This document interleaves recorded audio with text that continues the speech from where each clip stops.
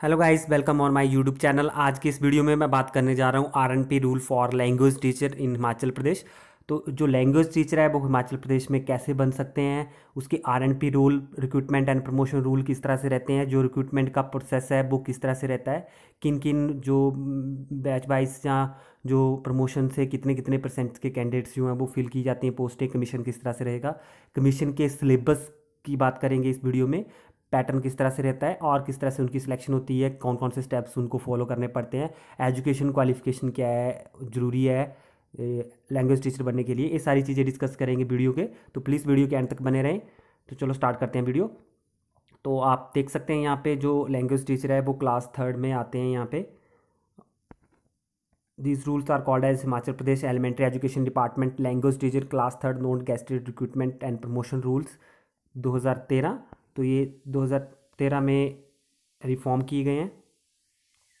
Next अगर हम बात करते हैं तो एजुकेशन क्वालिफिकेशन की बात कर लेते हैं। तो यहाँ पे एसेंशियल क्वालिफिकेशन की बात करें अगर हम, तो यहाँ पे आप देख सकते हैं एसेंशियल क्वालिफिकेशंस। तो first of all BA with Hindi as a elective subject and 2 year diploma in elementary education by whatever name known. ठीक है, तो आपकी क्या होनी चाहिए, BA with Hindi as a elective subject, BA में आपका हिंदी जो है एज ए इलेक्टिव सब्जेक्ट होना चाहिए और साथ में डिप्लोमा इन एलिमेंट्री एजुकेशन में किया होना चाहिए। जहाँ फिर आप यहाँ पे देख सकते हैं BA with at least 50% marks with Hindi as a elective subject and 1 year bachelor in education. तो आपकी बीए 50% मार्क्स के साथ है हिंदी एज इलेक्टिव सब्जेक्ट और 1 ईयर की आपने क्या की हुई है यहाँ पे बैचलर बीएड की हुई है, तब भी आप एलिजिबल हो इसके लिए। नेक्स्ट देख सकते हैं BA with at least 45% marks with Hindi as a elective subject and 1 year bachelor in education. तो सेम हो गया, ये एनसीटीसी रूल के अकॉर्डिंग होनी चाहिए, एनसीटीई रूल के अकॉर्डिंग। नेक्स्ट देख सकते हैं BA with at least 50% marks with Hindi as a elective subject and 1 year bachelor in education special education. तो अगर आपने बीएड स्पेशल एजुकेशन में की हुई है और बीए भी 50% मार्क्स के साथ आपने Hindi as a elective subject की हुई है, तब भी आप एलिजिबल हो। नेक्स्ट आप देख सकते हैं प्रभाकर के लिए, तो Prabhakar honours in Hindi with 50% marks followed by BA examination English and 1 additional subject. तो आपकी जो प्रभाकर होनी चाहिए उसके बाद अगर आपने बीए एग्जामिनेशन पास की हुई है इंग्लिश और 1 एडिशनल सब्जेक्ट लेके 50% मार्क्स के साथ और 1 ईयर का बैचलर एजुकेशन किया हुआ है, तब आप एलिजिबल होते हो यहाँ पे जो एलटी के लिए। और नेक्स्ट अगर हम बात करते हैं एमए हिंदी विद 50% मार्क्स के साथ अगर आपने रिकॉग्नाइज्ड यूनिवर्सिटी से की हुई है और 1 साल की बीएड की हुई है, then you are also eligible for LT in Himachal Pradesh. Next अगर आप देखते हैं तो साथ में क्या चाहिए, pass in eligibility, teacher eligibility test आपका क्वालिफाई होना चाहिए, चाहे वो एचपी बोर्ड ने कंडक्ट किया हो जहाँ फिर जो पहले स्टाफ सिलेक्शन कमीशन कंडक्ट करता था उनके थ्रू हो। तो ये थी एजुकेशन क्वालिफिकेशन। और एक चीज़ और क्लियर कर देता हूँ कि मोस्ट ऑफ टाइम्स मेरे से जो कमेंट सेक्शन में कमेंट करके पूछा जाता है कि लैंग्वेज टीचर्स ओनली हिंदी के ही होते हैं, इंग्लिश के नहीं होते हैं। तो लैंग्वेज टीचर वैसे तो हिंदी और इंग्लिश दोनों के होने चाहिए, बट यहाँ पे सिर्फ language teacher LT means Hindi teacher ही काउंट होता है। ठीक है, इंग्लिश के लिए जो है लैंग्वेज टीचर हिमाचल में नहीं है।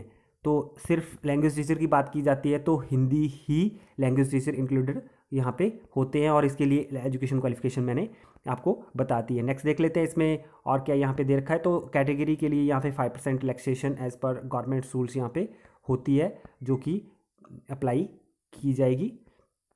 नेक्स्ट पे अगर हम बात करते हैं जो सिलेक्शन की किस किस प्रोसेस जो है किस थ्रू होता है, तो यहाँ पे आप देख सकते हैं US 75% by direct recruitment on regular basis और contract basis as the case may be following manner.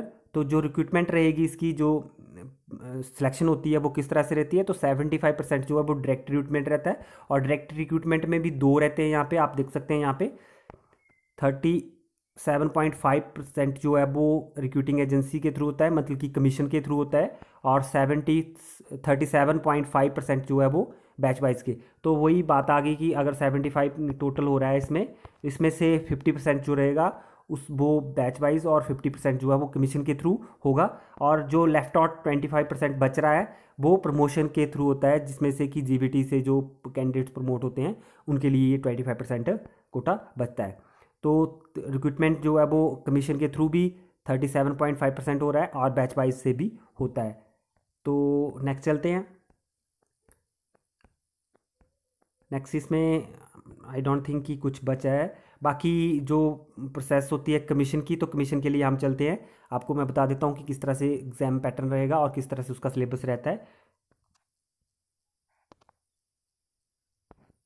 Syllabus जो कि एलटी के रहेगा, तो सभी एग्ज़ाम्स जो भी स्टाफ सिलेक्शन कमीशन अभी कंडक्ट कर रहा है उन सभी का जो सिलेबस है एज इट इज़ सेम रखा गया है।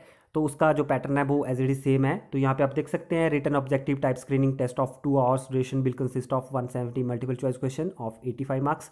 तो 85 मार्क्स के आपके जो क्वेश्चन पेपर रहने वाला है 170 क्वेश्चन होंगे और हाफ मार्क्स का जो होगा वो कोई एक क्वेश्चन होगा। बट एक अच्छी बात है कि इसमें नेगेटिव मार्किंग जो है वो स्टाफ सिलेक्शन कमीशन द्वारा अभी तक इंक्लूड नहीं की है, तो नेगेटिव मार्किंग नहीं होती है इसमें। नेक्स्ट आप देख सकते हैं यहाँ पे जो आपका सिलेबस है रिसेंटली जो अपडेट किया गया है इसमें, तो इसमें देख सकते हैं आपका जो 120 क्वेश्चन होंगे, मीन्स की 60 नंबर का जो होगा वो आपके सब्जेक्ट से आएगा। अगर हम एलटी की बात कर रहे हैं तो एलटी इसमें जो एलटी के 120 क्वेश्चंस होंगे एलटी के एग्जाम्स में, वो आपके हिंदी से ही आएंगे जो भी आपने उसमें पढ़ी है, ठीक है। चाहे आपने प्रभाकर पढ़ी है, चाहे आपने बीए हिंदी की है, चाहे एमए हिंदी की है, उसमें हिंदी के जो क्वेश्चन होंगे वो 120 क्वेश्चन यहाँ पे जो है पूछे जाएंगे। तो इट मीन्स कि कहीं ना कहीं यहाँ पे भी वही बात आती है कि आपकी जो सिलेक्शन है वो ये ही 120 क्वेश्चन जो है वो डिसाइड कर देंगे। अब नेक्स्ट चलते हैं। जो सेकंड पार्ट रहता है इसका, वो इसका सेकंड पार्ट है general knowledge including general knowledge of Himachal Pradesh, current affair रहेगा इसका, एवरीडे साइंस का रहेगा, लॉजिक्स का रहेगा, social science, general English, general Hindi of matric standard. तो इसमें भी 50 क्वेश्चंस आएंगे। तो अगर हम बात करते हैं तो इसमें जीके के थोड़े से 5-7 क्वेश्चंस जीके के बनते हैं, करंट अफेयर के 1-2-3 क्वेश्चन बन जाते हैं, एवरीडे साइंस की बात करते हैं तो उसमें 4-5 क्वेश्चन बनते हैं, लॉजिक्स के भी 3 से 4 क्वेश्चन पूछ ले जाते हैं, सोशल साइंस के भी 4 से 5। तो टोटल 50 क्वेश्चन, तो एवरेज ये लगा के चलो कि 7 से 8 क्वेश्चन एक सब्जेक्ट से, मतलब जो इसमें इंक्लूडेड किए गए हैं हर एक टॉपिक से आ रहे हैं। इसमें जनरल नॉलेज ऑफ इंडिया का भी पूछा जाता है, वर्ल्ड का भी आएगा, हिमाचल प्रदेश का भी आएगा, करंट अफेयर्स भी इंक्लूडेड है, इंग्लिश के भी क्वेश्चन आएंगे। तो ऑब्वियसली है इसमें से जो आपके 7-8 क्वेश्चन एक सब्जेक्ट से पूछे जा रहे हैं और बहुत सारे सब्जेक्ट इसमें बन जा रहे हैं। बट यहाँ पे अगर आप टारगेट करते हो तो आपके 120 क्वेश्चन जो हैं वो सिंगल सब्जेक्ट हिंदी से ही पूछे जाएंगे। तो सिंपली ये वाली चीज़ जो है आपको कहीं ना कहीं मेरिट बनाने में, जो है मेरिट डिसाइड करने में ये हेल्प कर जाती है। और ये ग्रेड अप होने के लिए, मीन्स कि अगर आप 2-4 नंबर से पीछे रह रहे हैं मेरिट में, तो वो ग्रेड अप होने के लिए आपको यहाँ से हेल्प मिल सकती है। तो इस चीज़ पे आप स्ट्रेस दें, बट इतना ज़्यादा स्ट्रेस ना दें, अपने सब्जेक्ट को स्ट्रॉन्ग करें, आप हिंदी के सब्जेक्ट को अपने स्ट्रॉन्ग करें, क्योंकि यही आपको कहीं ना कहीं क्वालिफाई करवाएगा जो आप टेस्ट देने जा रहे हो। अब ये तो बात हो गई कमीशन की। तो आपने क्या किया, टेट क्वालिफाई कर लिया। आफ्टर दैट आप जा तो 2 तरीके से बैच वाइज अपॉइंटमेंट हो जाएगी आपकी, या फिर कमीशन के थ्रू आ रहे हो, ठीक है। तो बैच वाइज के लिए आपको वेट करना पड़ेगा, क्योंकि बैचेस की लिस्ट मैंने उस पर वीडियो लिस्ट में डाली हुई है, वहाँ से आप चेकआउट कर सकते हो कि एलटी के कौन कौन से बैचेस चले हुए हैं। बट सेकंड जो मेथड है वो कमीशन का है, जिसको आप डायरेक्ट जॉब ले सकते हो। तो उसके लिए आपको ये टेस्ट देना पड़ेगा, इसमें से आपको जो है मार्क्स लेने पड़ेंगे। आफ्टर दैट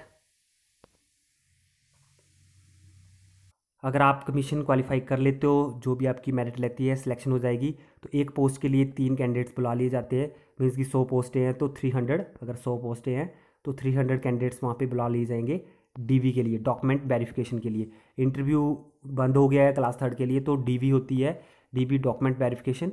इसके लिए 1/3 कैंडिडेट्स बुला लिए जाते हैं, एक पोस्ट के लिए 3 कैंडिडेट बुलाए जाते हैं। और डॉक्यूमेंटेशन के लिए 15 मार्क्स का जो डॉक्यूमेंटेशन रहता है, उसके लिए कौन कौन सा सर्टिफिकेट कहाँ कहाँ से बनना है, इसके लिए भी वीडियो बनाया हुआ है।